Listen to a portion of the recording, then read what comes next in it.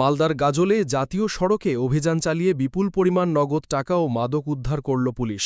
ঘটনায় ২ যুবককে আটক করা হয়েছে।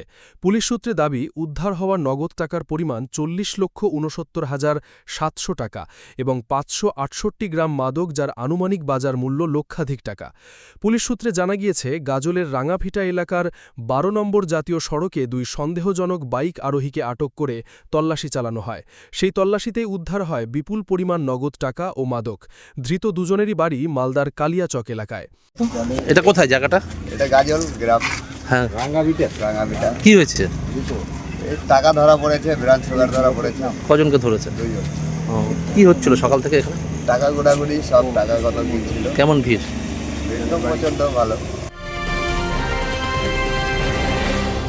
উত্তর ২৪ পরগনা ও তার আশপাশের এলাকার মানুষের সেবায় ক্যাথ ল্যাবের মতো অত্যাধুনিক সুবিধা নিয়ে পরিষেবায় ব্রতী সারদা মাল্টি স্পেশালিটি হাসপাতাল।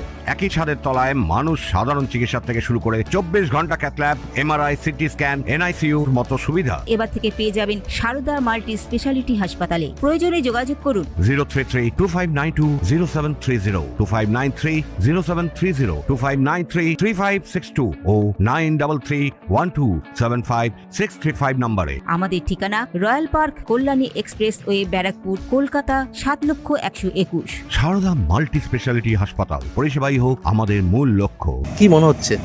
এগুলো তো সব 2 নম্বরই টাকা। কোন দিক থেকে? রায়গঞ্জ থেকে মালদার দিকে যাচ্ছে। বাইক দুটো, দুজনের দুটো বাইক।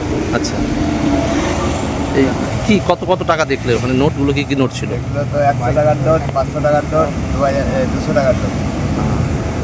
মোটামুটি 40 লাখ টাকার মতন টাকা গুণ ছিল, গোনাগুনি করছিল সবাই। এখন সব থানায় নিয়ে গেল। এটা কোন রাস্তা? এটা গাজল থেকে মালদা সার্ভিস রোড।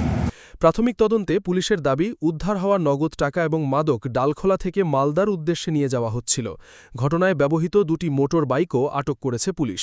উদ্ধার হওয়া নগদ টাকা ও মাদকের উৎস এবং এই ঘটনার সঙ্গে আর কেউ জড়িত রয়েছে কিনা তা খতিয়ে দেখতে তদন্ত শুরু করেছে পুলিশ। তনুজ জৈনের রিপোর্ট, নিউজ বেঙ্গল টুডে।